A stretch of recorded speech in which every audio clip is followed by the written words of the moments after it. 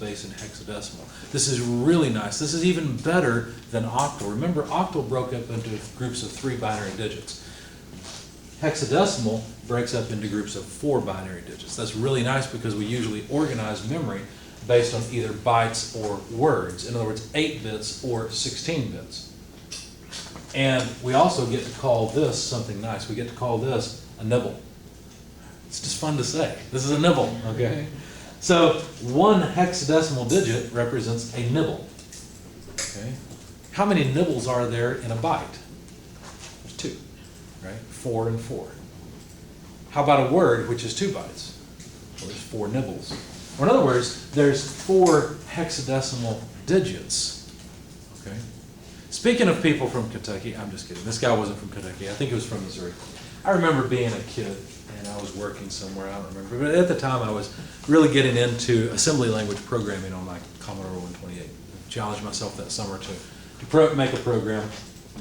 Or maybe it was the summer before when I had this job. I don't remember. Anyway, I already understood a little bit about hexadecimal and binary and so on. And I knew how important they were because I'd written a couple of programs. So you use binary and hexadecimal numbers and it's convenient. And so I knew that in a computer you work with these various number systems. And there was a guy, he's not part of my family, but he is a family friend, I would say. And for whatever reason, I was at lunch with him and some other man at the time. And this guy, you know them. You've probably got one in your family that's a conspiracy theorist. Or maybe you are a conspiracy theorist. I don't know. Doesn't matter. Don't out yourself at this point. There's no need. Okay, but this guy was a big-time conspiracy theorist, and he said, yeah, tell you what's going to happen. You know the number 666, that's bad, right? He said, well, these computers, they all use 6. 6 for some reason is a perfect number to use in a computer, so the beast is going to be a computer. That's what's going to happen. And I thought, man, what an idiot. He doesn't even know that in a computer, 6 is not the best number to work with. 8 is. 8 or 2, 0 and 1. I didn't say anything. Why start arguments? So I just let him pay for lunch and went on, right? But anyway, I thanked him, of course, but 6 is not the best number to work with in a computer. The best number to work with is really hexadecimal numbers, because then you can represent longer patterns of 1s and 0s, which gets very laborious to write. You can represent it more compactly. In fact, you can represent your age in hexadecimal, can't you? That's what we're going to do in just a minute. We're going to take our decimal age and express it in binary, hexadecimal, and octal as an exercise. Curiosity, is there any programming language that uses 6 as the base? You got me No. wondering that. None that I know of. None that I know of. Because every computer, whether it's a PLC or an Arduino or your wristwatch, uses 0s and 1s, right? And that scales up nicely to hexadecimal. Okay? So binary and hexadecimal really are the 2 most important ones. So here's a number, 1B7. Does that look like a number to you? How do you say that? 187? I don't know. We usually don't say it that way. 1B7 would be the number, but in this case, 7, this is a base 16 number. So this is 7 1s, 16 to the power of 0 is 1, so 7 1s. This is B 16s. Now, you have to do the conversion in your head. 9, A is 10, B is 11.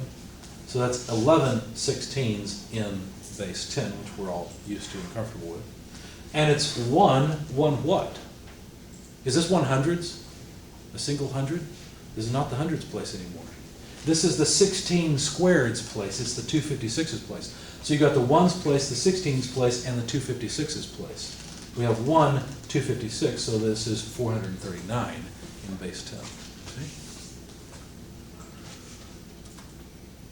Now, like I said, this breaks out really nicely. A single hexadecimal digit is 4 binary digits, or 4 bits. So 7, we got 1 plus 2 plus 4 is 7. 1 plus 2 plus 8 is 11, which is B. 1 is just 1. So it breaks up really nicely. Have you ever seen your computer crash? You ever get the blue screen of death? Maybe when you were a kid. Okay? It doesn't seem to happen as much anymore. I don't know why. It's a good thing. I'm glad about it. All right? But you typically get an error message, and that error message would have an X in it. And you look at it and you think, well, what the heck is this? How is this supposed to help me? It's kind of funny. Software crashes have been a thing for a long time. When I was growing up, I was interested in the Amiga computer, which was a Commodore machine. Commodores have been out of business for quite a while now, but they're still fans of these machines. And when those computers crash, what would happen is the screen would change to a black screen and a red warning would flash, and they called it a guru meditation. Why, I have no idea. I've heard the story, but it's as if the computer's thinking and can't do anything. And they'd give you an error number, a lot like what you get with a blue screen of death. Did you ever notice that, like I said, those numbers had an X in them? That X represented that it was a hexadecimal number. That's where the X comes from.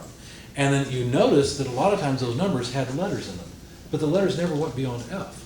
So those were just numbers in hexadecimal that would clue a programmer into where things went wrong and where the crash may have occurred so they could fix it. For you and me, it just means, oh crap, I just lost my work, right? That's all it really means to us. Well, on the Amiga, it was interesting. I had what was called a GOMF button, GOMF. It stood for Get Out of My Face. And it was interesting because on the Amiga, if you had this special chip in this button, when you pressed it, it would interrupt the guru meditation, take you back to Workbench, which was kind of like Windows, and let you save your work and then get out of it. So I've often wished that with Windows I had a GOMF button, Get Out of My Face. And they, I don't know how they got away with this, but the GOMF button, the advertising and the cover for the software and so on, the printing material, they used the Ghostbusters emblem, okay, with a, you know, the round circle and the cross there, with a turban on his head and a beard. That was the GOMF packaging. Wouldn't fly today, obviously, but it was just funny at the time. And everybody loved it because it helped you save your work, right? So get out of my face, let me do what I want to do. I wish I had a GOMF button. Binary coded decimal is a number system that is very convenient for certain applications. I'm not going to go through it right now because it would just confuse you. Gray code is also useful for certain applications. We'll talk more about ASCII code later. But the rest of this for now, let's just leave off for later. Instead, what I want you to do is I want you to open up a spreadsheet. And I want you to convert your age. And if you don't want to actually tell me your age, I'm not trying to promise your age, I don't care.